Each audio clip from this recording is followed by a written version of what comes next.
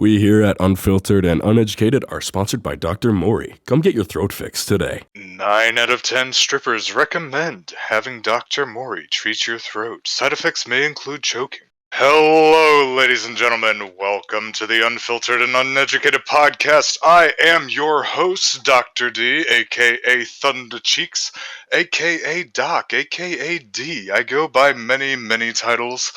Joining me today are my two guests, Mori and Dro. Thank you all so much for coming out tonight, and I hope we have a wonderful, wonderful time. Did he really just steal the show from us, frame one? I think so. Hello, everybody. Welcome back to the Unfiltered and Uneducated Podcast. As you heard, today's host, or rather, very, very special guest today, is a very good friend of mine. His name is Dr. D. I'm your host, Maury, always joined by my co-host, Dro. Hello, everybody. It's good to be back. I hope every single one of you is having a fantastic day today. So how are you guys doing today? Doc, I'll let you start. Go right ahead. Tell us your day. I'm doing good.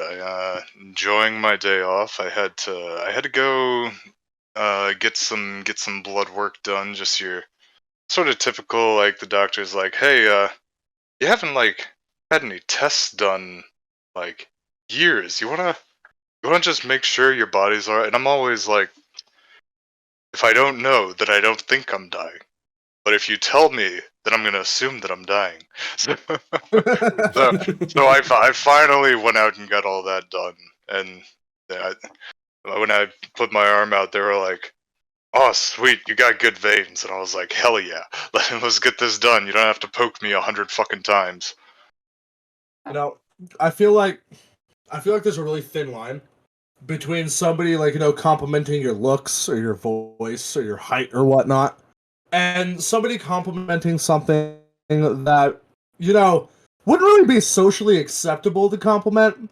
Man, you got some really nice veins. I like your veins, Doc. Nice veins. Honestly, I think it's both a little more flattering than usual than most compliments. At the same time, it has that air of just being slightly unsettling. Yeah, I was sort of just not something I hear every day, but thanks, Doc. You got a pretty shiny head. You got that nice sheen, that nice glisten going on up there. You and Mr. Clean, you see the same guy? Yo, you related to Mr. Clean and Steve Harvey? That fucking forehead shines, boy! On a real note, though, fucking Steve Harvey. Yeah. I got mad love for Steve Harvey, but because not only is the man funny, the man is bald and manages to pull it off beautifully. That is true. As well as, this man got a mustache nicer than fucking Captain Crunch. This man's mustache. How much do you think that mustache is worth? It's in the billions. I would pay. I would fucking probably sell my soul and my body to get a mustache like that. That man, he has the Cleveland Brown mustache IRL. Yeah. Perfectly fucking shapen. You can't see the grains on it. It's just perfect. You are indeed correct. To my knowledge, I really can't think of anyone else who has a finer and sexier mustache than that man right there. God, who's that one actor from The Ranch? That old angry cowboy guy. They got him to voice the new Mayor West in Family Guy. God, what's his name? Hold on. It was from the movie. Oh, Sam Elliott? Is that what you're talking about? I think so, yeah. Yeah, I just looked it up, and I'll tell you what. Elliott. I just saw Sam Elliott on Google, and he got a fine mustache, dude. Beautiful. That man is the epitome of Southern masculinity. Oh, dude, bet. In other news, you guys hear me going quiet periodically during this episode? It's because I'm eating. Because I decided to try my hand at cooking Indian food for the first time today. I made a dish called chicken tikka masala. It's kind of a creamy curry. And, well, it came out fucking perfect. So I'm literally, we're probably not even a full 5 minutes into recording. And obviously we had our warm ups in the beginning, getting our jokes out. And I'm already on my second plate. Fat boy hours. Holy shit, dude, you're going crazy. Tell us a little bit about yourself, Doc. Who are you? What are you? Why are you? How are you? And when are you? I don't know if that one makes And sense. why is my mom talking about you so much? That's my question. Why is my dad talking about you so much? Listen, I do occasionally. I do occasionally get some what we call overtime pay, but we'll get into that. All right. I'm looking forward to this story. I'm ready. But I am Dr. D. I am a streamer. I don't make most of my money streaming quite yet, but I am a exotic dancer by day. We shake them cheeks, twerk it and work it. Indeed, indeed. He may not be making his money from streaming, but he's still in the public service area. You know, it's very similar actually, streaming and being an exotic dancer. They're very similar gigs. Both in the entertainment business. The looks will certainly get your foot in the door, but people honestly, you won't get a lot of returns without giving them some personality, giving them a little play, a little back and forth. You gotta be engaging with your customers, with your clients. You gotta be like you gotta have like an air of like uniqueness to you. Yeah, it's one of those things where it's one of those things where there's just so many other people in the field where it's like if you're just looking for a hot warm body, like it's not hard to find. Like, but if you're gonna regularly get return gigs, people coming back, then you gotta have that personality. You gotta sell a little more than just your cake. You gotta sell your heart. You got. Well, so are you telling me that if I going on with the being unique part? Are you telling me that I could potentially get some returning customers if I were to walk out on stage and have a lightsaber battle with the DJ? Well, that would be one hell of a show. I'd have a return policy on that. I'd be back the next week. That's actually that's typically something that is agreed upon and paid for in advance in field, where you actually there's all sorts of things that happen that we'll call extracurricular activities or working overtime that that are not in the job description, but people will pay for. And that's another thing as far as returning customers is people will be very blunt and very upfront in asking, like, so aside from what we're paying you to do, what else are you willing to do if we pay you? Honestly, for me, if the paycheck's right, I'll do a backflip over a pool of fucking lava. I'll fuck a shark on the other side. Fucking try me. Oh, hell, dude. If the paycheck is high enough, you best be willing to do anything. Anything to get the bag, right? Anything for it. Especially in today's economy. Oh, for sure, dude. Yeah, fucking.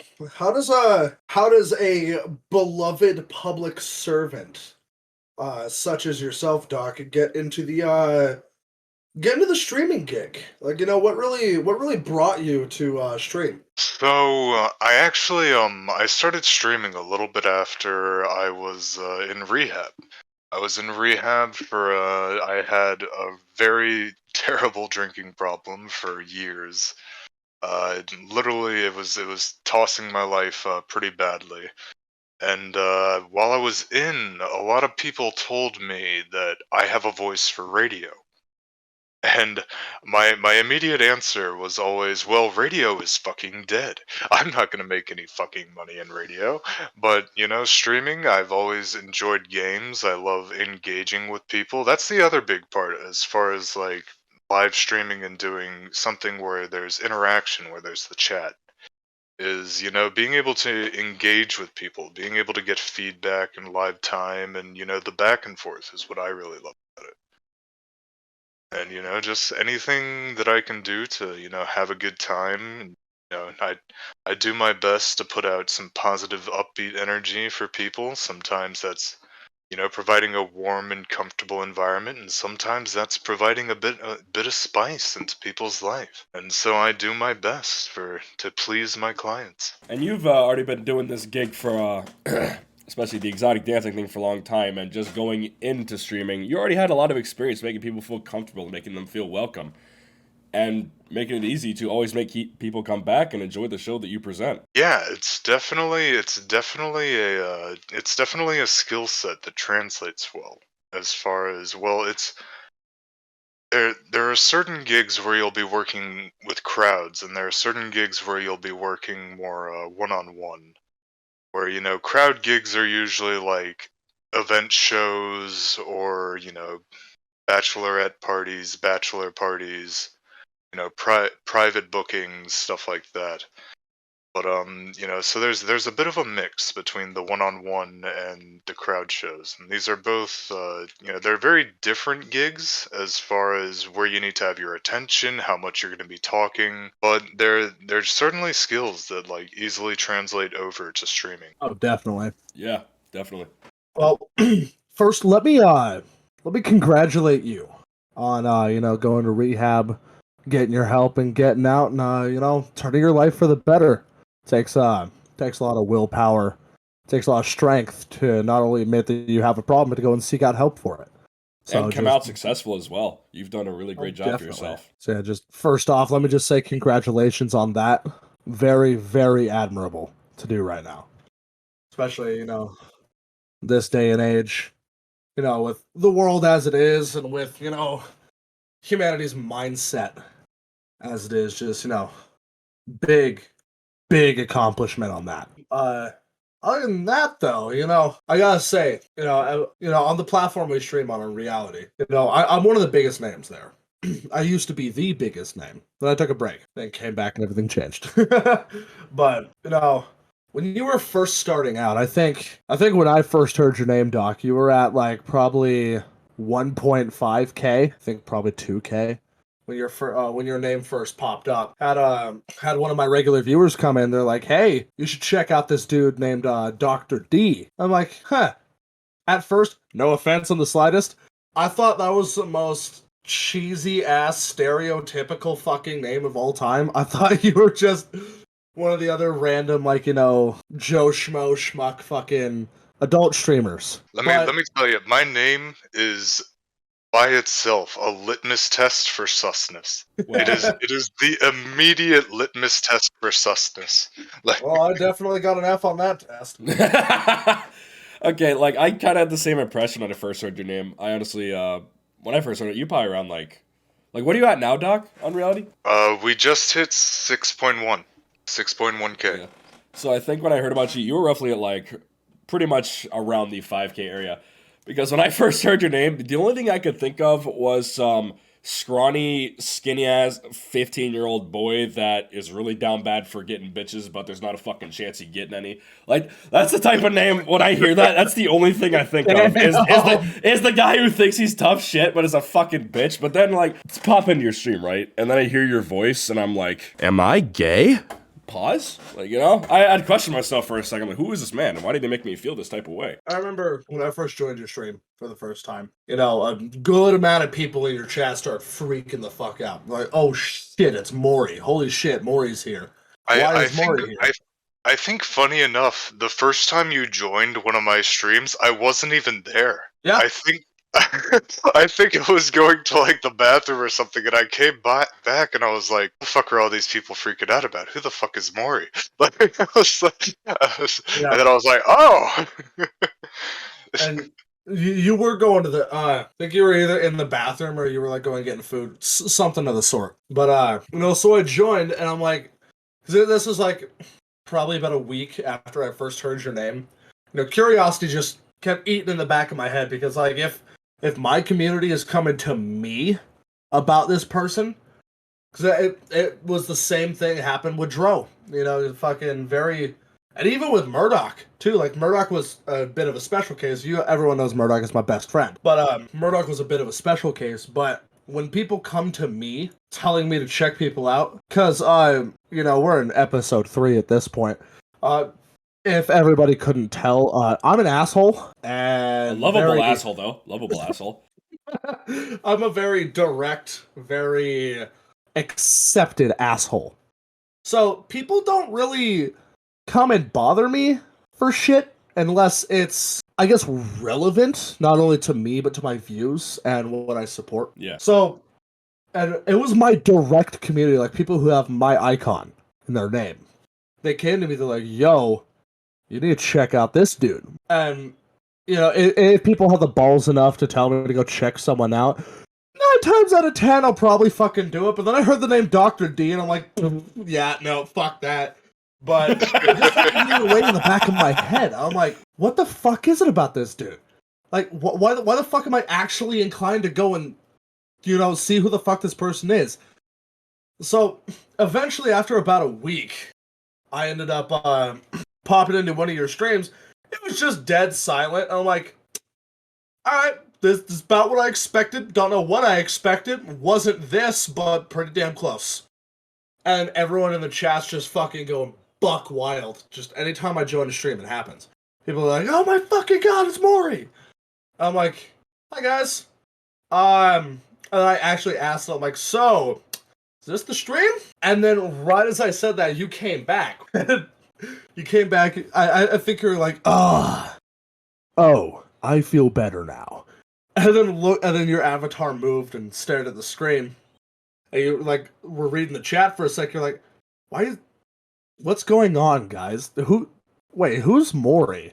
I just pop in. I'm like, hi, that's me. And then we actually, like sat and talked and had a conversation. No, not really a full conversation. It was through the chat, but no, we actually sat and talked. And you were one of the very, very first people who not only didn't know who the fuck I was, but didn't care. No, you actually just sat and had a conversation with me as if it was just, homie to homie, instead of streamer to Mori. And, just like with Dro, first time I heard your voice, not gonna lie, I think my underwear went through a small crisis, but that's irrelevant. Do you remember the request you made? The first stream you came by? Was it the poem I had you read, or was it something else? Because the first thing I remember is the poem. The first thing you had me say was, Mamma Mia, Papa Pia, baby's got a diarrhea.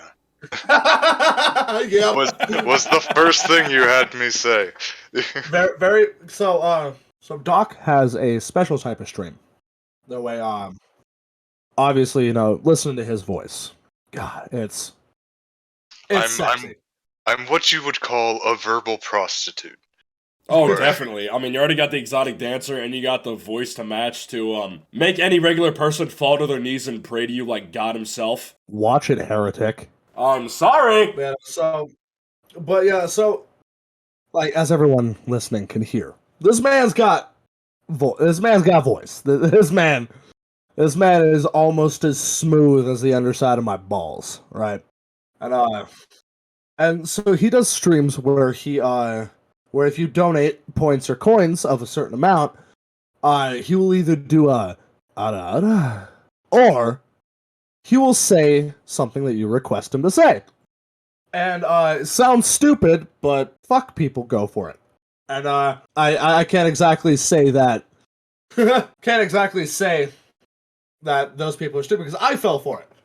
And me being the absolute shit-posting, toxic fucking meme lord that I am, I had him say quite possibly the most disgusting shit I've ever fucking, come up with. And I had him say, Mamma Mia, Papa Pia, baby got that diarrhea. And he did it without blinking. This dude didn't hesitate. I gave him the points. I'm like, yo, say this. I posted in the chat. And this dude's like, okay, didn't miss a fucking beat, immediately said it, chat started howling with laughter, and we sat, talked a little bit, and since then, fucking dude's been a real homie.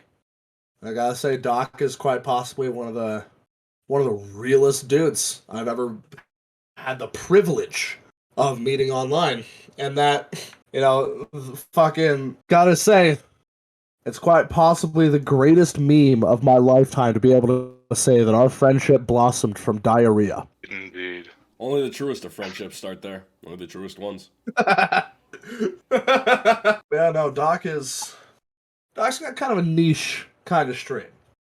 Not a lot of people can replicate, and stand up fucking dude. It's one of those things when I was starting off where I saw a lot of people did stuff like avatar ratings, and I'm like, well, everybody's doing this and it won't translate well to other stuff. Some people did like talent shows, and I was just like, well, I have my own talents. I can showcase them, but managing a show, I might do that like once in a blue moon, and I was just like, what's a good way to fill dead air and to, drive people in? And I'm just like, let's hit them with the clickbait. 500, I'll say anything. Just I gotta say, I do respect the whole modicum of, fuck all y'all talent. You hear from my talent, and my talent is what you're gonna fucking get. Because no one else is better than me here, you know what I'm saying? Like, fuck the rest of you. I'm the one that got it, you don't. I'm sorry. It's like, fucking... I see these talent shows. That's a good fucking idea, but instead of you showing your talent, I'm gonna show my talent, and that's it. But, big fucking props for that. That was an absolute fucking power move. Mm-hmm, definitely. But, one other thing about Doc, aside that not a lot of people really see, it's not really a hidden side, not a hidden side at all. But, just about 4 months ago tomorrow, I lost a dear friend, very, very dear friend of mine. And, obviously I was not exactly the happiest or the most sane person. One of the first people to actually, reach out and check on me was Doc. Doc just DM'd me. He's like, hey, bud, just checking, making sure you're okay. And fucking, that, and at this point, me and Doc hadn't known each other for the longest, We were exactly like, absolute fucking besties yet, but fucking, we're friends, but not the level we are today, not nearly. And this dude still took the time to reach out, be like, yo, hope you're doing okay. And then, a little bit later than that, fucking, well, I was drunk. And I was at a low point, and fucking actually joined. It's kind of embarrassing to say, but also kind of funny as well. Looking back, I actually joined Doc's stream and gave him points to tell me that it was going to be okay, and rightfully so. Everyone in the chat was kind of like, "What the fuck?" But true to his cause, the capitalist fucking dream. The man did as delivered. But, after his stream, reached out, he's like, hey, man, if you need anything, call me. Don't care what time it is. Just reach out. I'm always here if you need someone to talk to, someone to vent to, someone to scream at. I got you. And honestly, a lot of people say it. Everybody knows. Everybody knows. You got your friends. They go out, and anytime you're going through stuff, every single one of your friends will say, oh, if you need anything, I'm right here. I'll be here. But very few of them actually follow through with it. And I know, I'm not the only one who has experienced that. But, gotta say, so early in a friendship to not only prove, but to do exactly that is kind of a fucking godsend in a way, It just really speaks, just how much of an upstanding fucking dude this guy is. And one of the reasons why he was one of the first people I had an idea for to pop on this podcast, because Doc's always been supportive of all my shit. I've always been supportive of all his shit. Very mutual love, I suppose, would be the best term for it. And just someone who has supported me, not only, like emotionally, but like actually been there to support me. First off, I want to say thank you, Doc. Just big thank you. But as well, glad you're here. Glad to have you. Big project. with me and Dro. Glad I get to share it with you. Really glad. Don't make me tear up, man. You brought me out here to make me cry? Is this what you brought me here to do? Yeah, we brought you out here to make you weak. You brought me out here to make me cry in front of all these people? I love y'all. Well, I have a fucking title for this one. We made our first special guest cry in our first podcast. Thanks for the title. You gotta say Mori made him cry, because that just really drives it home. Saying, oh, well, Mori made our guest cry, and people are like, oh shit, yeah, he is an asshole, and he come in here and I'm being sentimental. Yeah, thanks for the title. Appreciate it. Okay. You know, so, I got a quick question to lay out. Let's kind of jump back to your reality streams, Doc, because I got one quick question for you. Yeah.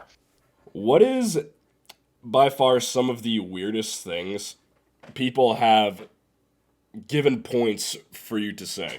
Just the most out-of-pocket, weirdest shit that you can think of. See, weird is a difficult word. Weird is a difficult word, right? Because there are some things that a lot of people might consider weird, but they're just common requests for me. Fair enough. Like a lot of people, like, you know, people want me to say something spicy a lot of the time. It's probably a good majority of the time, or something close to like a boyfriend ASMR is probably like a lot of the more common stuff. Interesting. You know, where people they love the darling, how are you today? Or it's all gonna be all right, love. You know, that sort of stuff. Mm-hmm. But one of the funner ones is some people come in and give me tongue twisters. They'll come in and they'll give me the points, and then they'll hit me with a tongue twister. And those are the ones that really catch me and really make me laugh. Is I'm like, damn it, I speak. This is my gig. This is what I do. If you fail at talking, what else am I? What else did I do?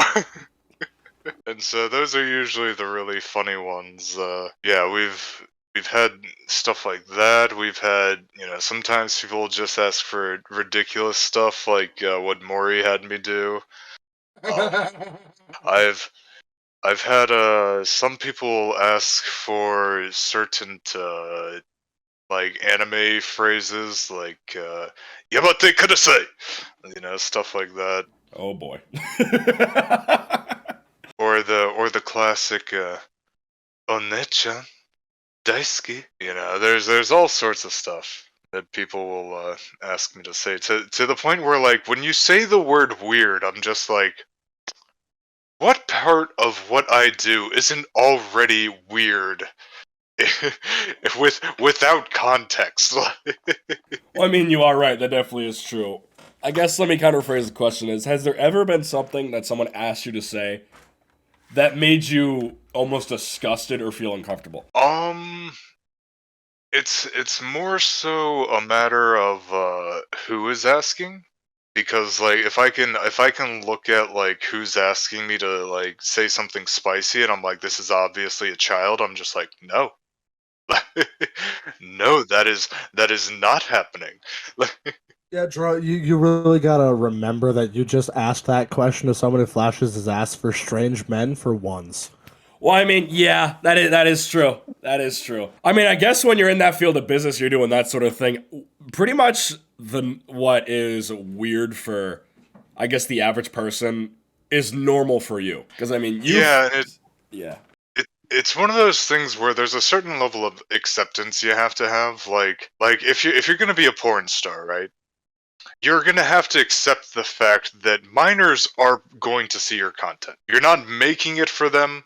You're not advertising it for them, but they're gonna find it. They're gonna look out for it. Yeah. You don't gotta be comfortable with it. You don't gotta support it, but you know it's right.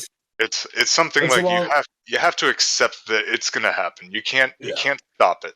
Yeah, you just don't want to cater to them because you don't want to like put fuel in the fire. You know what I mean? Because that's when stuff gets really bad. It's not the audience that you want, but it's an inevitability. Mm-hmm. Yeah, it's a similar thing. I really feel for a while. Like there was a lot of people having trouble with like when YouTube changed its like content guidelines, where it was like, okay, we're just considering like video games are for children, right? All of this has to be like child friendly, and it's like, you want me to make GTA 5 child friendly? You want me to? Don't worry, like, I'll play Outlast 2 and I'll use hand puppets on the controllers.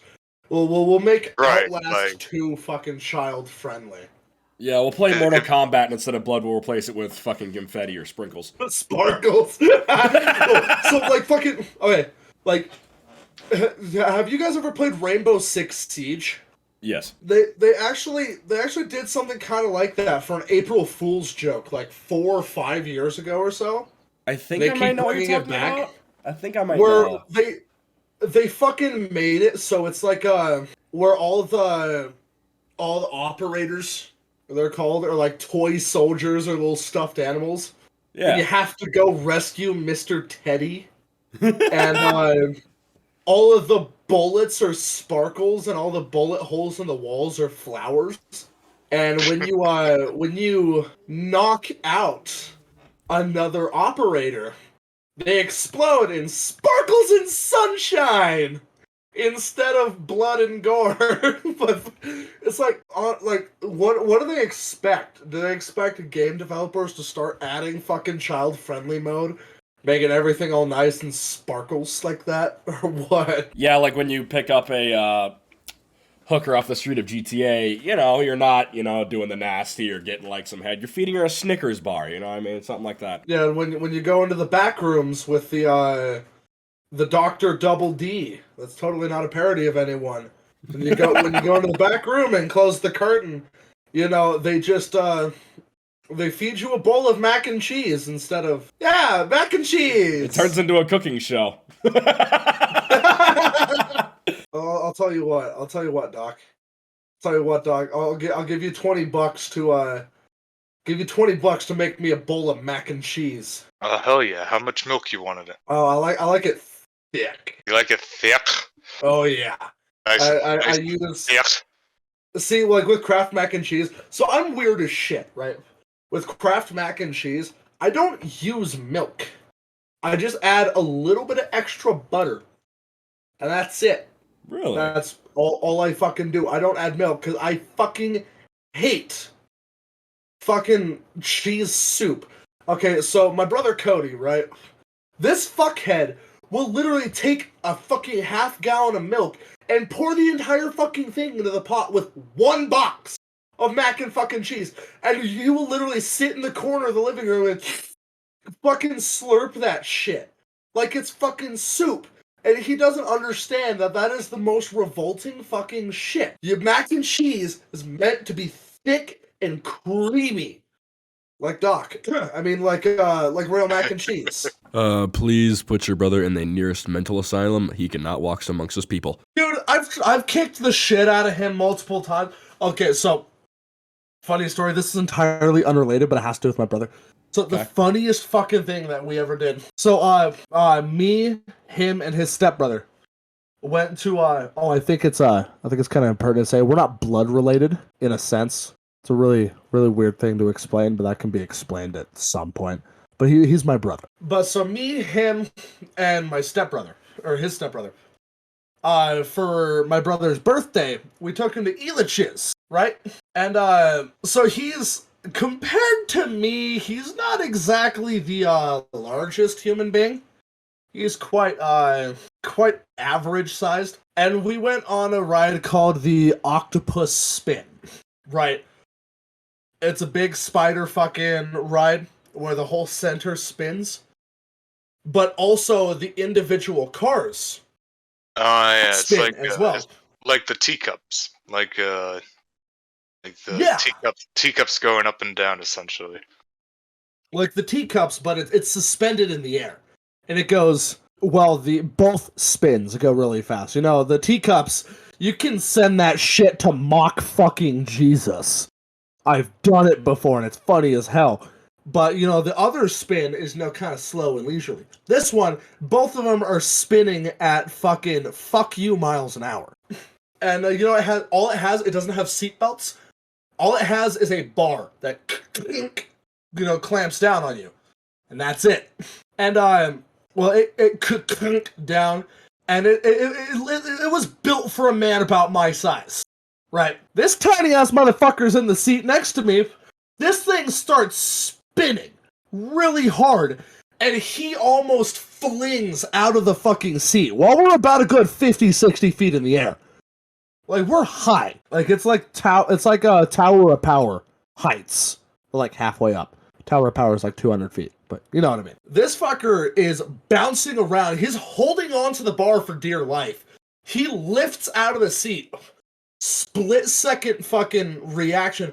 I grabbed him, wrapped my arm around him, and pressed him as hard as I could into my body and just squeezed him against me, holding onto the bar with the other hand. And we sat there for a solid 3 minutes just spinning around. I'm sitting there screaming, going, woo!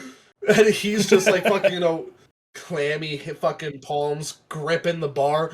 I have him practically in a fucking chokehold at this point. We get down, I look at him, I say, are you okay? He's like, we're not doing that right again. I'm like, we're not doing that right again. His stepbrother comes up, he's like, you guys okay? What happened? I'm like, fucker almost fell out of the seat. He's like, wait, what?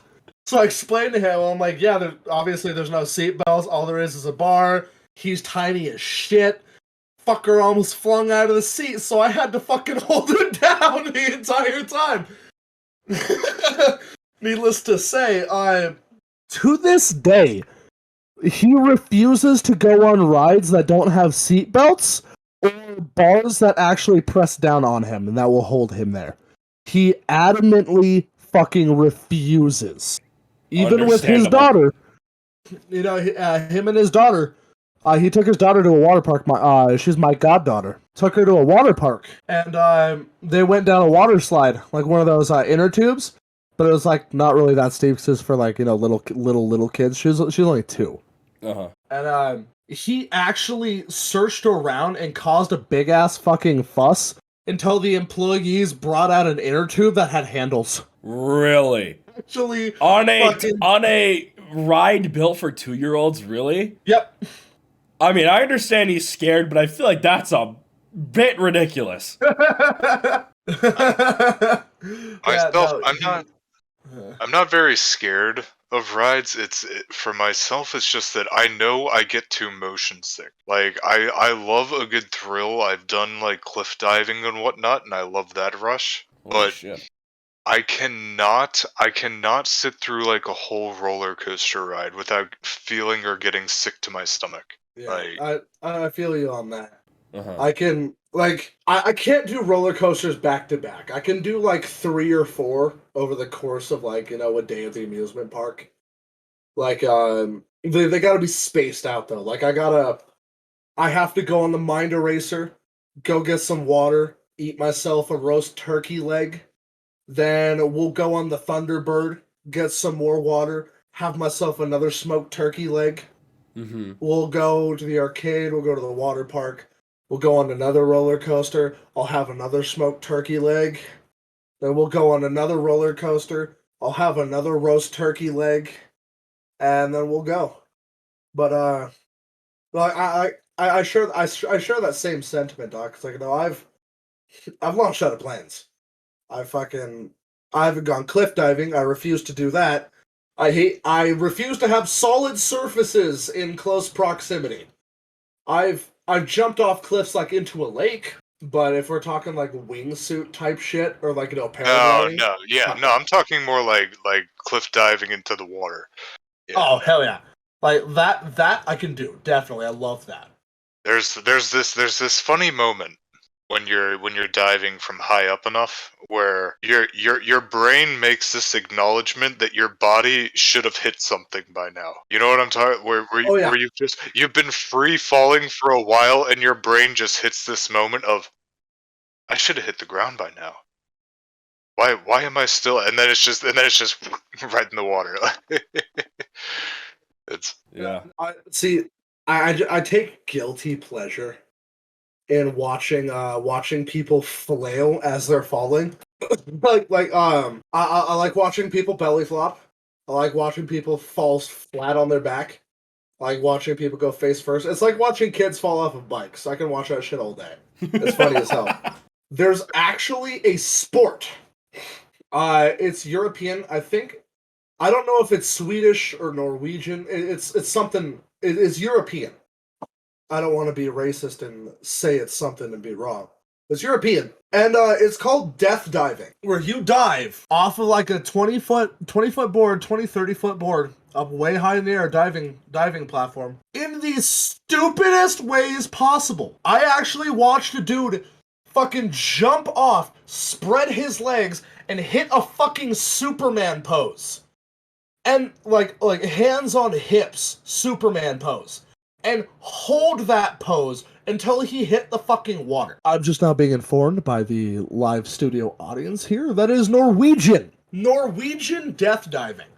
You know, I watched a dude full out hit a Superman pose, spread eagle, and hold that shit and spin like a goddamn atom bomb. And hold that shit until he hit the fucking water. And honestly, if that man walked up and smacked my girl's ass, I ain't doing shit. I was about to say so what hit first? Oh, his head. He went straight down.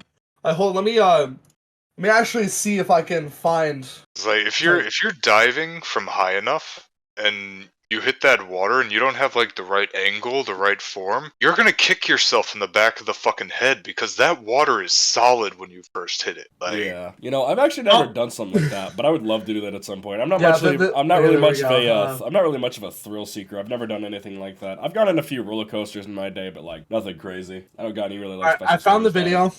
I'm going to Oh, this dude went stomach first. Okay, so I'm gonna. Okay, we'll have the link. Start at the time. Alright, Dro and Doc, if you guys want to go check this video, and our live studio audience, if you want to check this out. For those listening on YouTube or Spotify, just look up Norwegian Death Diving on YouTube, and just watch the compilations. It's fucking hilarious. It's awesome.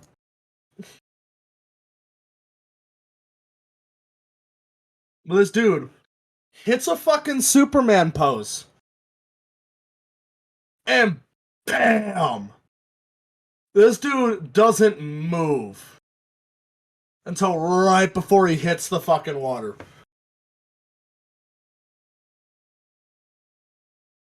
There's the dude, he hits a fucking funky chicken, front flips, big spins. Oh, here we go. Here's another dude that did the Superman pose. That's some cool stuff right there. That's some really cool stuff. Yeah, there we go. There's number 2. Both of those links start at the timestamps. Who would try that? Me. Dude, I'd give it a shot. Me. I would do it. Yeah, I'd give it a shot at least. I would hit that fucking Superman pose. I would do it. I would jump out and do the draw me like one of your French girls pose. Be my go-to, just casually falling through the air. Absolutely fucking Chad. Doing that type of fucking shit, right? It's just, man, I would do that, and I would just hit a fucking cannonball. Just, tuck the knees all the way until I hit the water. Just make the biggest splash I possibly fucking can. Get some velocity on that shit. Mm-hmm. For sure, dude. But 100%, one of these days, Doc, Dro, I'm telling you, us three, if we ever meet up IRL, which I hope someday we do. For sure. We're going to a water park, we're going off the top fucking board, and we're doing death diving. Why not, I expect all three of us to hit a fucking Superman pose at some point. I will attempt, because I actually suck at diving IRL, I'm going to be honest with you. Obviously, this isn't real diving, homeboy. This is Well, hitting a yeah, pose. yeah. Pose is on the way down. I get that. Y'all gonna see God early? Hey, yo, y'all know I am God. Anyway, I see myself every morning. Look in the mirror. Man, no, 100%. God, I really want to try that someday. It just looks so fun and so fucking chadly.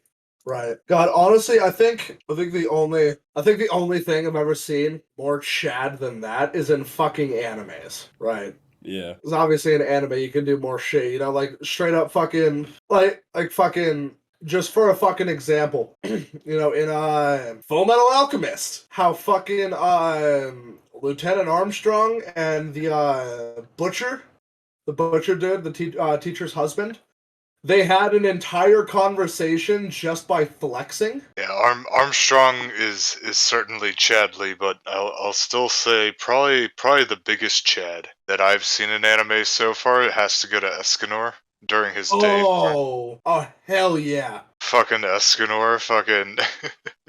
Escanor versus that one dude from the Ten Commandments.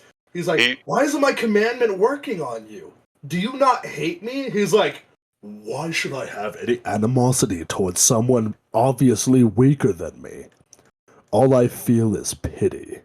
And I'm just sitting there like, you can pity me anytime, Daddy. What? Man. This man hit the guy in the gut. He's keeling over in pain, and he's like, "What's wrong? Did you find a penny there on the ground?" What's wrong? Is there something on the ground there? Did you find a penny?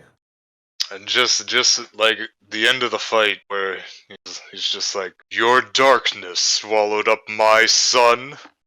Who decided that? My attacks can't reach you? Who decided that? I am the one who stands above all. I am the one who decides." Like, that man is like, that is peak Giga Chad energy right there. That is just chef's kiss. And you know, going back to what we discussed at the beginning of the podcast, that fucking mustache, though. I was thinking the exact same thing. Giga Chad all the way around, and then Lily has the best looking mustache I've seen in a long time. We really gonna fucking move past that mustache? The Escanor mustache. What kind of two-handed axe is this? It's terribly off balance. That's because it's a one-handed axe. He just straight up, he just fucking popped and he's like, nah, it ain't a two-handed axe, you just bitch shit, bro. You just weak ass. You're a moron. I'm not on anime. What was your guys' very first anime you ever watched? Or at least, like, you know, what was the anime that really got you into watching anime? I think it's gotta be like, I mean, the classic, like, I think the first one that I ever saw was probably, you know, Dragon Ball Z reruns on Toonami. Like the classic late night Toonami running out of order episodes of Dragon Ball. But yeah, we were talking about it a bit before the show. The one for me where I really fell in was Yu Yu Hakusho. Where I was just like, this is the shit right here. Like, it has such a good intro.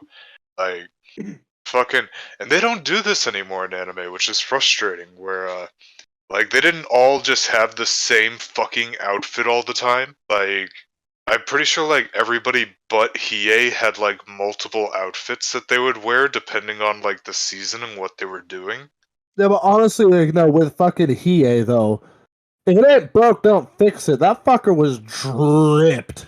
How about you, Dro? What was your first anime?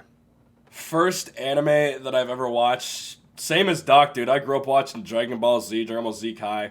I pretty much have seen all of Dragon Ball besides the original. When Attack on Titan, I think I was, I don't remember when Attack on Titan officially, like, came out, the anime anyway. I remember, being obsessed with, like, season 1, watched it all the way through all night. I haven't caught up with it recently. But even then, even as I was a kid, those are the only two I ever really watched. I never really indulged myself until about, like, a year ago. Or even just, like, good like 6 months or so back when I started actually indulging myself in more, where I then started to watch Demon Slayer. I finished all the way up to Mugen Train. That's where I kind of stopped. I haven't indulged myself in season 2 yet. And then my one friend recently, somehow, after like making like light jokes and making fun of it, I am now obsessed with fucking Beastars. And shut up, no, I'm not a furry. It's just a fucking damn good show. No, dead ass, bro. I am shut the fuck up. I ain't done talking. Furry. Shut up. Shame him. Ah. Dro, Look. it's all right. It's 2022, man. There's furries everywhere. You know, you'll be perfectly fine. But nah, man, no, I'm serious. Like, I was actually surprised. It's actually really, really good. I just stopped caring. And yet this motherfucker hasn't seen Overlord yet. I haven't seen a lot of anime. Oh, bro. I'm literally the ones I'm focused on watching right now is I just started watching the original Naruto. I'm indulging myself in Black Clover, and then I'm probably gonna start watching season 2 of Demon Slayer soon. Dro's gonna love the lizard people arc of Overlord. Yeah. It's gonna be his arc. He's gonna love the lizard people arc. Yeah, right before the war. Oh boy. And you know, Doc, you bringing up Yu Yu Hakusho, I honestly wish that I watched that, because that looks really, really good. Like, when did that show come out? Like, even for like now, even if you watch it wherever you can watch it now, the animation still looks really, really good. I feel like it aged pretty well for its time, you know? It's actually, like, for the amount of series, or the amount of volumes the manga had, I'm pretty sure it's still the top-selling per-volume manga of all time. Like, it's that successful. Really? Like, as far as, like, you have the other ones, like, I think, you know, One Piece and Demon Slayer, with its, you know, surge of popularity, like, as far as like the longevity and like total volumes sold, because they've gone on longer at this point, I think. Yeah. Like, they've certainly overtaken it, but like per volume, like, I'm pretty sure Yu Yu Hakusho is still the king. Yeah. You look that up. It's really that good then, huh? Oh yeah. See, I gotta say, my intro to anime is vastly different than you two. Well, I mean, yeah. My very first anime I ever watched was Cowboy Bebop. I heard that's pretty good. Still never watched that one. Cowboy Bebop is supreme. I think then after Cowboy Bebop, I watched Inuyasha, and then after Inuyasha, I found Bleach, and I watched through Bleach. Very, very quickly it was my number one favorite anime for a very long time. I didn't get into Dragon Ball until Dragon Ball Z Kai had long since ended already. But then, you know, I like watching obscure anime.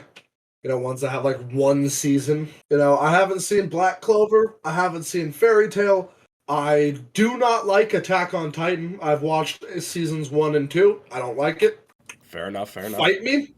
Fight me if you want. That's okay, although I guarantee you there's going to be some motherfucker in the comments or if in the live audience you start talking mad shit about how AOT is the best anime of all time. Please shut the fuck up. We don't care. We're just stating our opinions. Yeah, I do not like Attack on Titan. I couldn't get into it. Hey, real quick before you kind of move on to your next thing, let me just ask you a quick question. What is the main reason why you don't like it?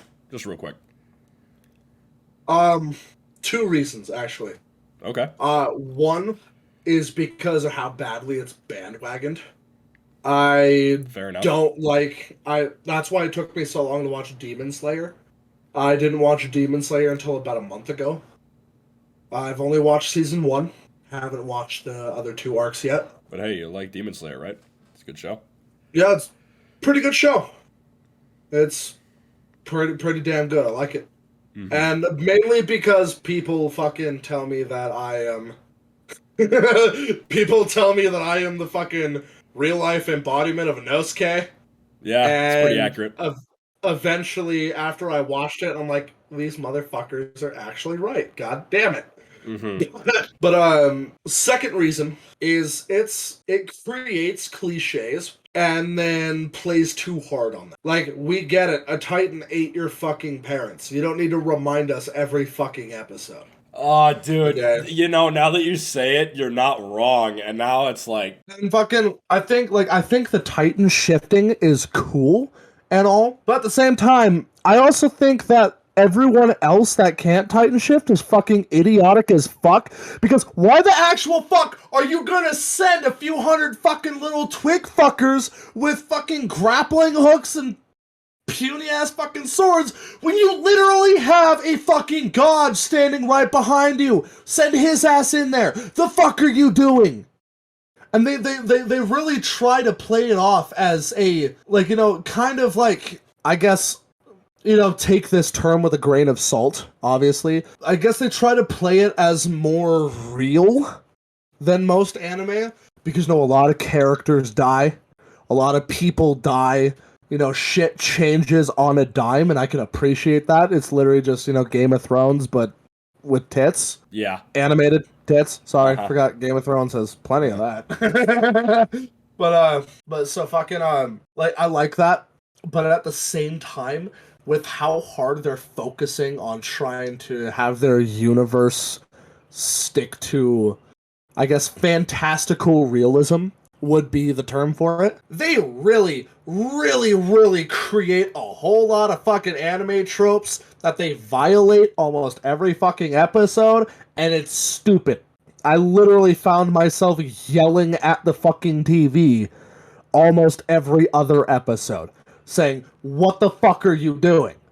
Alright, they just, it's like a fucking light switch. Smart, dumb. Smart, dumb. Smart, dumb. Smart, dumb. It's not consistent. The thing I will say about like Attack on Titan is like it's like the only anime that I can think of in like a while that the first episode did get me to tear up. Mhm. Like in the very first episode, like just the way they set up when the Titans first bust in, and then they present the scene for, you know, Eren being picked up and carried away by drunk man who watches over the wall, watching his ma get eaten up.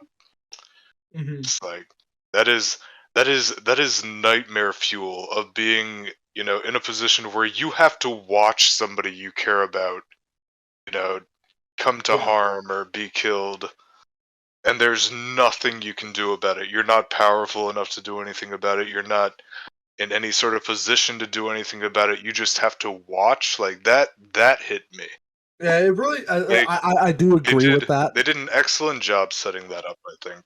Yeah, it really set the scene of helplessness. You know, can I just say this though? Honestly, I feel like from what I've seen, and I've only again watched up until season 2, and after hearing from 3 and 4 or whatever, I feel like I'm gonna just say I feel like Attack on Titan really fell off after the first season, because I remember everything was great about the first season, at least from what I can remember. Yeah. Obviously, it wasn't perfect, but you know, again, you're right when you said like almost like every season it's like smart, stupid, smart, stupid, smart, stupid. Like, and you know, there's just so much complaining about what's going on. It just like, you know, and I don't mean to like pick on fandoms or whatever, but I'm a fucking do it anyway. AOT is really up there with My Hero fans with just being inconsistent and They're worse. moronic. Yeah, They they really Hero are. fans are easy to bully. Yeah, yeah, easy. I'll say this though, like the only redeeming factor about AOT is that it literally has one of the coolest anime characters of all time, in my opinion, which is Levi.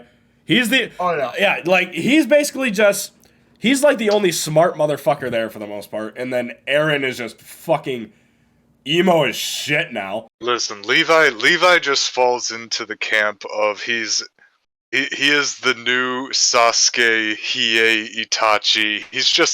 He's the newest in a long line. No. Fucking Eren is Itachi. Or no, Eren is Sasuke, because, you know, the edgy little emo boy who fucking cries about everything and is mad at the world because he's a little bitch. Yeah, that's Eren. Levi, 100% Itachi. He's like a mix between Itachi and fucking Kakashi. Yeah, I agree with that 100%. Also, you know what? I'm gonna throw one more little nitpick out of there, and I'm just gonna say this right now before I get into my point. Eren Yeager fan 46 is typing an entire fucking essay telling us why we're wrong and why AOT is the best fucking anime of all time. Fuck you. Nobody cares. I'm not reading your comment, and I'm definitely fucking deleting it. Hey, wait until he starts going off on why fucking Aaron's head centipede is the coolest thing ever, and why it actually portrays the socioeconomic situation of political correctness in today's world. Holy shit, nobody cares. Okay, one more point. I got one more thing to say, and then we can move on from this. But what the fuck happened to Mikasa? She has not been cool since the first season. She fell off so bad. She is just Aaron's. She is the biggest fucking Aaron simp. Hold on. She is a fucking bitch made now. I'm sorry. Hold on. I will say, Mikasa got abs, and that shit hot as fuck. Mikasa is hot as fuck, but she fell off so bad. She used to be her own independent badass. Now she is nothing more than Aaron's fucking bitch maid. Yeah. And all she does is cry when Aaron just doesn't acknowledge her fucking existence. That pissed me off. Cum gutters aside, she very quickly got, put from badass character doing badass stuff to just Eren senpai. Mikasa was literally just female Levi for a while, and then she turned into a bitch. She was literally Levi's female counterpart, and then she just decided to want to throw fucking Eren so goddamn hard, and it pissed me off. Alright, so back on topic though. I kept watching anime over and over. I've watched a lot of different animes until I found an anime called Overlord, which is now my all-time number one favorite fucking anime. Is dope as shit. But I just wanted to throw that out there. Overlord for life. #swag. But Doc, you said that you like anime that makes you emotional. Well, you gave it props because it made you emotional. Now, I do not condone watching this anime, but I want to put it out there for the record. I do not support, condone, or recommend that anybody watches this anime. It's called Fruit of Grisaya. Fruit of Grisaya is quite possibly the most mind-fucking, psychologically terrifying anime of all time. Because, you got, Elven Lied, you have Code Geass, which are all, those horror anime of and Boku no Pico. You got all the, pussy little... Pico, the classic horror anime. Yes, yeah, that is how you look it up. Yeah. Yeah.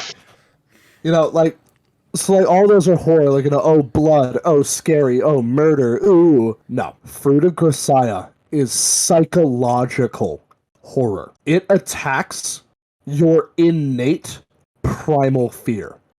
And it will fucking trigger any mental issue you have. Any and everything in your head will be triggered at some point. 13 episodes, or 12. Either 12 or 13. One of the two. And it is the most psychologically mind-fucking shit I have ever seen in my life. It put me in a state of a mental coma for 2 fucking... I couldn't sleep. It put me in a mental coma for 2 fucking weeks. I couldn't sleep. I didn't look at the world the same. I became a lot more cynical, a lot darker. It's bad. It's bad. As I said, I cannot, do not, and will never condone anybody watches it. It is that bad. Knowing you, if it fucked you up that bad, I don't even want to watch a fucking trailer for it or anything like that, or nothing about it, because that sounds fucking horrible. The first 2 episodes are very innocent, very sweet.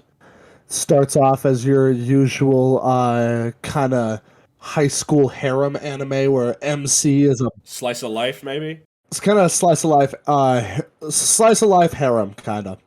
Main character is 16-year-old special forces badass that transfers back to high school in the real world and is adjusting. He goes to a special school for special people. There's only him and 6 other people. Him, the teacher, 5 other students. Or 4. One of the 2. And first 2 episodes, all the different girls have their own tropes. Tsundere, yandere, dandere, all the different ones. And then about an episode and a half, 2 episodes in, it really, really delves into the psychological fuck shit behind each and every anime trope. And it gets bad. From episode like the end of episode 7 to the end of episode 10 is the most disgusting, psychologically fucking shit. It's bad. You wanna know what's terrifying though? The thing that's terrifying is there will be people that will go out and watch it, either in the live audience, comment section, Spotify, and or YouTube, that are just willingly gonna go out and potentially torture themselves just because you told them not to. And according to what I've heard from you, they're gonna need a lot of fucking therapy if they decide to go through with it. Yeah, it's bad. Ketsu, you're gonna die mentally. I don't know what kind of quote mental torture you're classifying as mental torture, but no. I've been through mental torture, and it's still affected me. But yeah, so don't ever fucking watch that shit. Don't. No, it's bad. It's bad. But hey, Doc, if you want a tearjerker, it will make you cry. Not of it's not gonna make you cry from sadness. It's gonna make you cry of holy fucking shit. Why is humanity this fucking bad? Why do I live on this earth?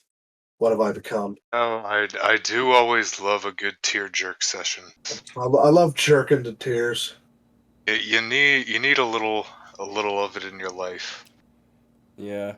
You know, just Need a little just bit of sprinkle a little in. You know. It adds flavor for whoever comes next.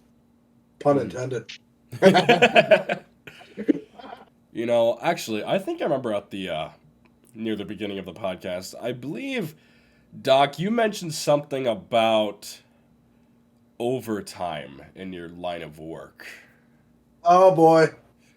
Would you like to maybe share maybe your most interesting, most wild just a nice couple of stories of what your overtime pay entailed? So overtime is often stuff where there are services that people in my profession will offer that it's very upfront, it's very clear.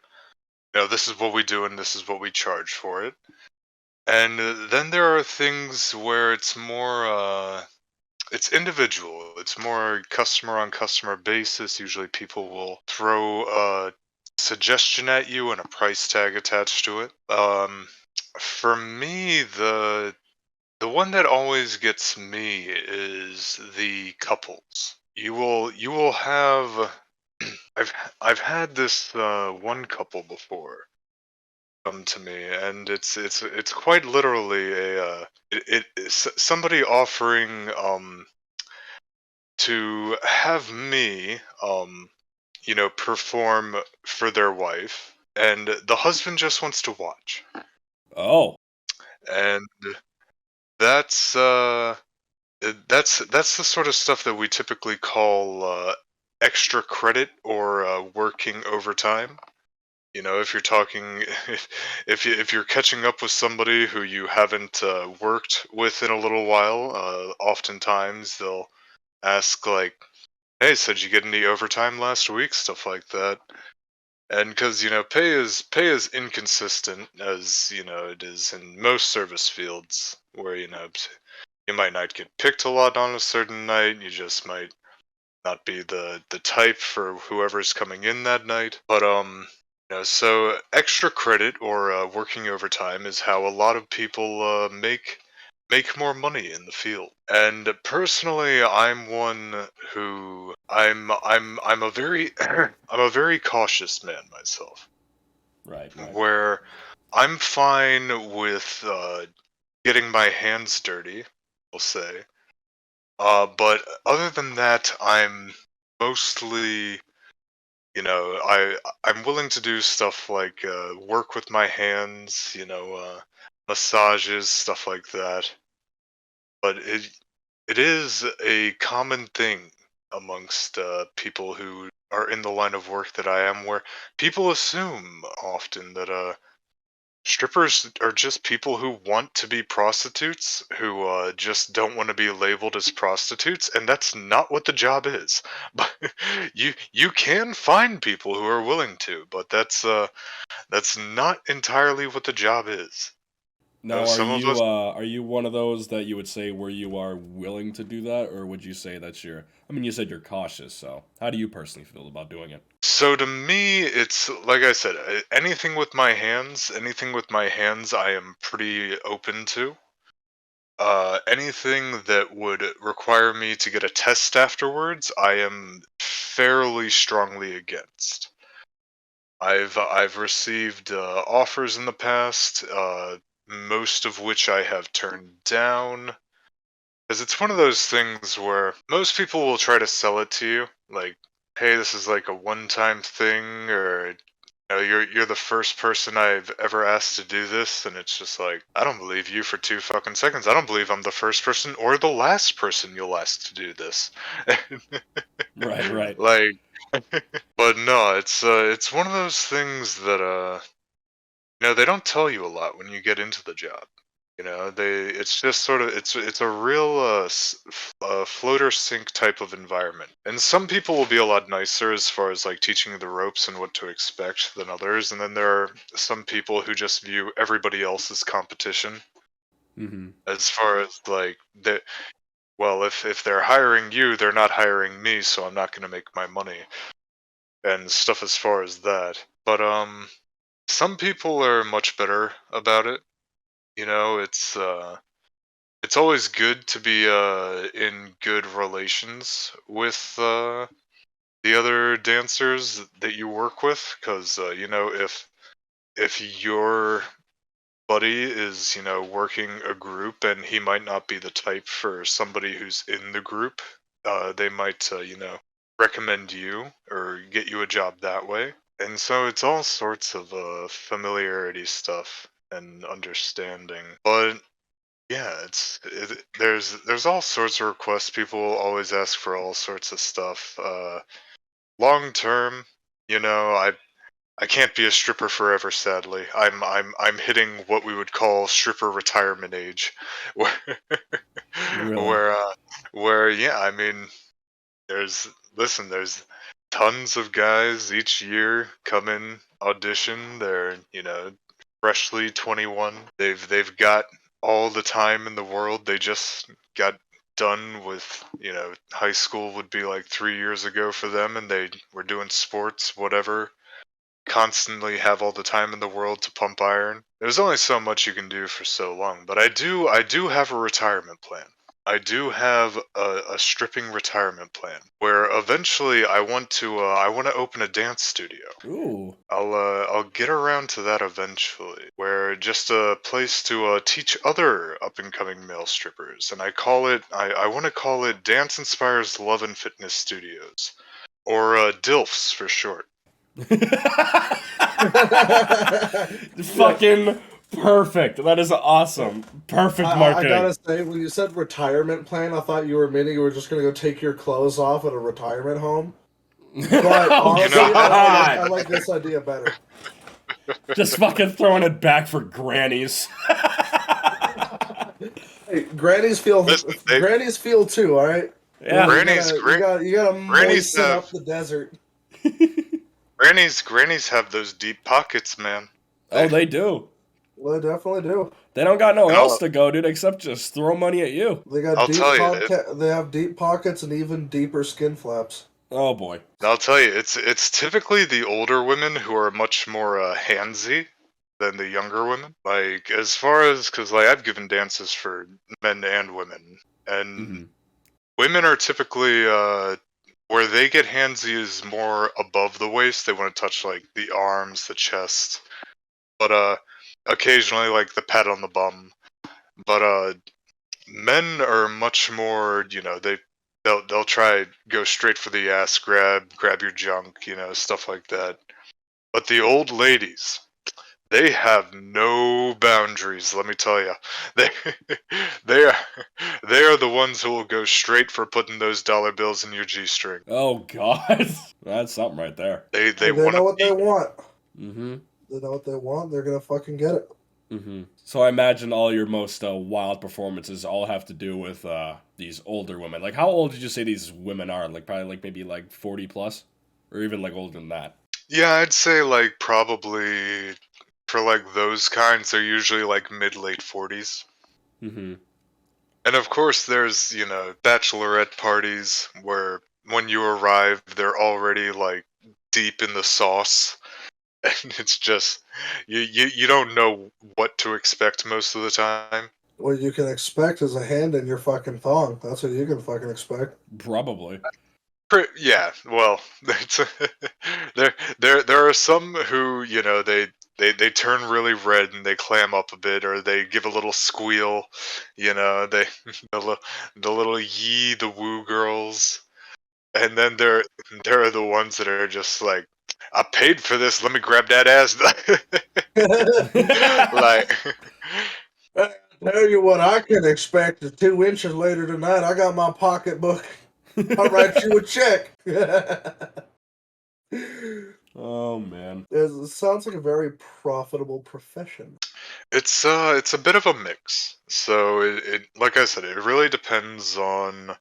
Location is everything, like it is for most jobs, whatever people can afford to buy in whatever area you're in. I mean, there's a reason we don't call it a gentleman's club because it's mostly It's men at the club anything that but work, gentle. but but there is certainly a reason why in general they like for the women who are exotic dancers and strippers, they call it a gentleman's club because they're like, this is a premium service, this is something that you're gonna be expected to be forking over a good amount of cash. But there's a good amount of the money, and like I said, it's a lot like streaming in a lot of ways, where Twitch takes half my money and so does the club. It's Man, that's so it's fucking it's truth. it's a lot like streaming. It's Your money, our money. Communism. yes. No, friend, this is our money. It's Duh. It's you. our money. You shake your ass for the state. It's You shake your ass for Mother Russia. For the glory of our Statska. Rasputia. Putin needs half of the money from your G-string. Only half. Yeah, only half. If you shake it hard enough, the other half won't matter. Pretty much, yeah. Now, Doc, how long have you been in the exotic dancing business? I don't know if we asked this question early on, but how long have you been doing it? So, I actually started not as an exotic dancer. I started my first job when I was 14 years old when I got my work permit. Was I was a sign dancer for a Little Caesars where Hey, yo! I would Little hang Caesars out. too. I would hang out on the side of the road, and I would shake my booty, holding a sign, jam out, just put my earbuds in. I'd always get yelled at because you're not supposed to have earbuds in while you're working right by a busy road. But fuck it, I'm not gonna stand out there for hours without at least having some tunes to. Hey, Understandable. I'll tell you what, fucking lot of people driving by probably wanted to butt fuck it, so you're pretty Probably. right there. And so I started doing that. I did it well enough that so it was at a strip mall on down on the Outer Banks. And there was a Subway at the same strip mall, and they were like, "Hey, do you want to do the same thing for us? We have a sign." So I would literally throughout the week alternate between holding a sign for Subway and dancing on the side of the road, and holding a sign for Little Caesars, to the point where I was pretty recognizable for most people who like pass through the area regularly. Where people would stop all the time and occasionally throw me some extra money. I had people like bring beer and whatnot by, which I was like, hell yeah. no, no complaints here. How'd you get it? And I did this from like 14 to 16 years old. And so that was the beginning of my quote unquote dancing career, I guess. And then I moved up north. I moved to the DMV area, and I managed a polo club for about 4 years, and it was good work, good money, but it was inconsistent work and not a lot of money to be made during the winter. It just was one of those things where it was like I was always on call. I made good money. Lots of lots of girls with nice asses though. Come by the polo club. Let me tell you, them horse. Definitely. Did any of them ever compare to your Thunder Cheeks, though? To my thunderous cheeks, I would say that horseback riding is where thunderous cheeks are made. Is that how you ended up with Thunder Cheeks? You were horseback riding? It was a piece of it. It certainly was a piece of it. I mean, I always did sports growing up, and you gotta hit that leg day, man. You gotta do them squats. You gotta put in the work. Oh yeah. But so I did that gig for a while, and eventually I got approached by a guy at a bar while I was out one night. And, I was just getting turned up, having a good time, dancing, messing around, had my shirt off. And this guy, he approached me and he was like, "Hey, would you be interested in dancing?" And I'm like, "Well, what kind of dancing?" We sit down, we have a couple of drinks, and he starts telling me about the club and how much money I could be making. And I said, "Sure, why not? We'll give this a try."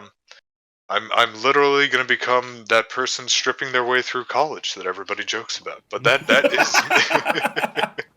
stripping my way through college, making our way. And so I started doing that at about 23. So I've done it for about 3-4 years now, something about that. Really?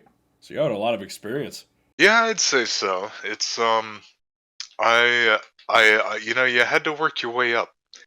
Well, there's not really working your way up a scene. It's more you establish yourself as somebody familiar, and you end up getting more gigs that way long term. As far as like I was mentioning before, you sort of establish your personality and whatever trope archetype you fit into, and you sort of you build it. And like I said, similar to streaming, you build your own brand of like how people are gonna hire you and look for who they want you to be.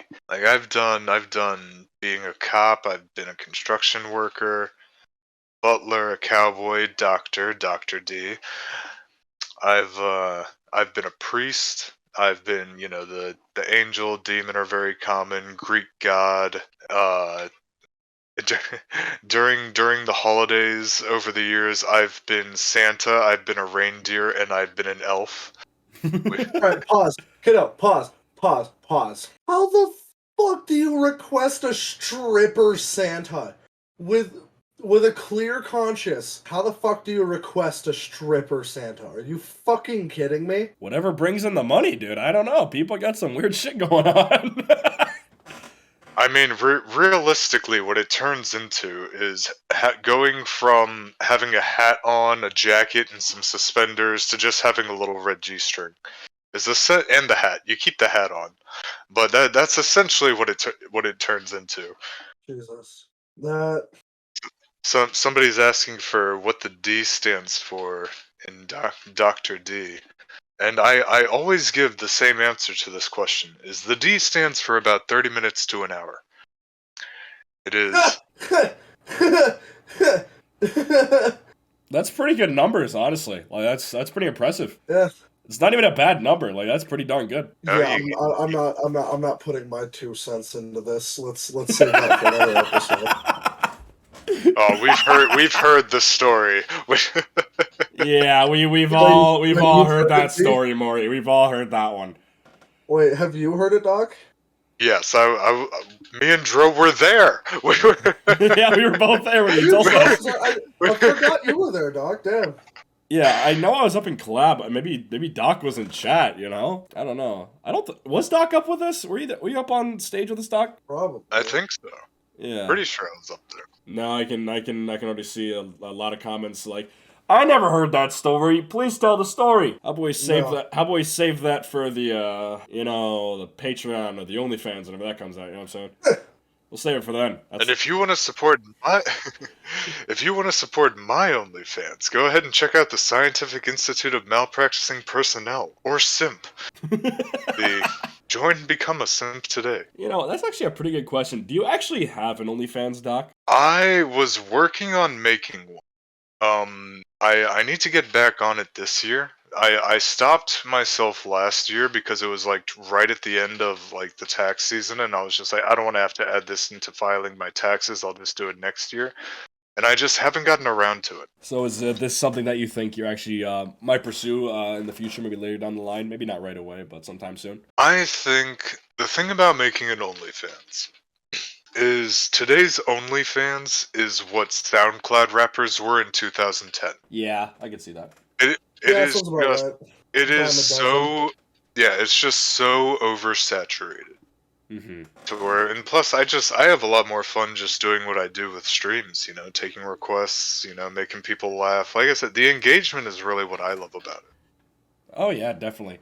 Honestly, I've almost kind of just had this thought in my head now, because like, you just kind of thinking of what you do, when you do Twitch, and maybe like something like you'll like open up to more things other than just gaming, maybe get a face cam or something like that. Honestly, you could literally probably solo all the Twitch e-girls by yourself with your Thunder Cheeks alone. You know what I'm saying? Like, you could pull in more bank than any e-girl getting from their Sims, bro.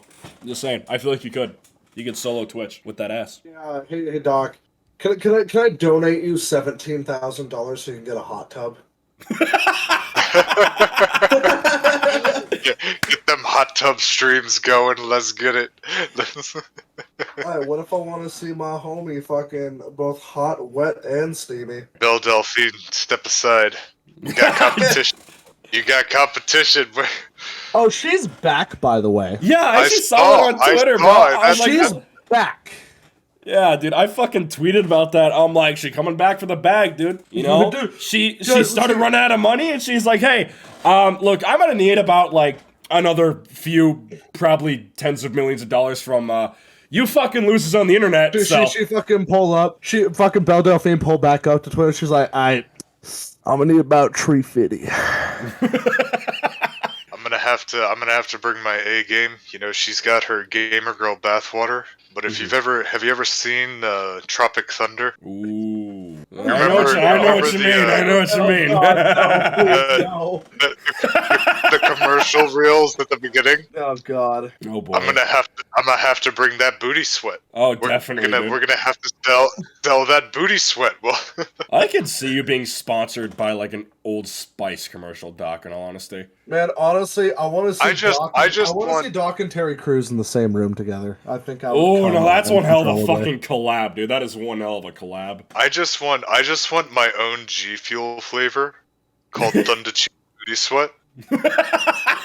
Well, actually, you may have to do something a little different, because there's actually a flavor of gamer sups, called guacamole gamer fart.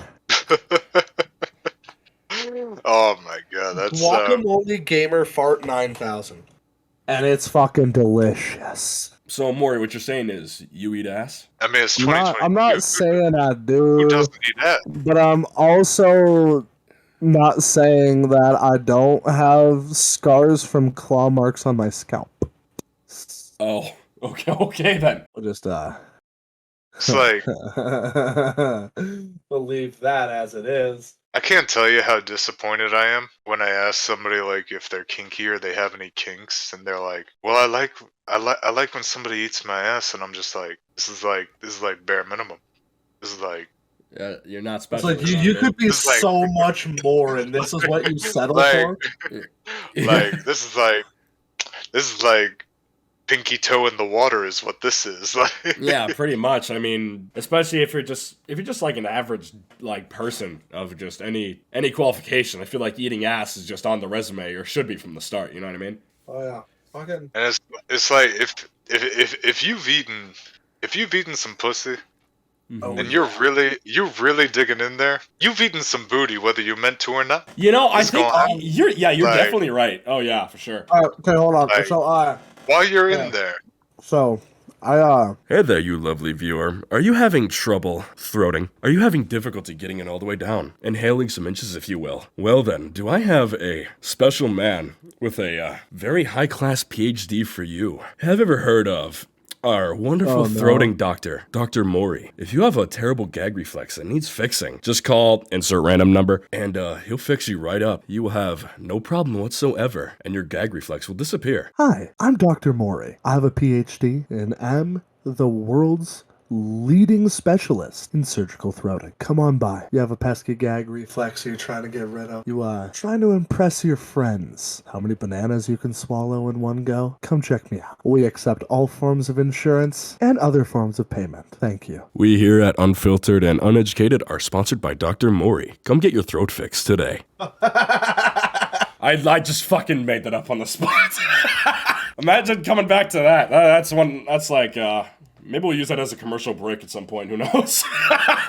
9 out of 10 strippers recommend having Dr. Mori treat your throat. Side effects may include choking. Yeah, sounds about right. The other 1 in 10 was scheduled for next week. Yeah, they haven't been treated yet, unfortunately.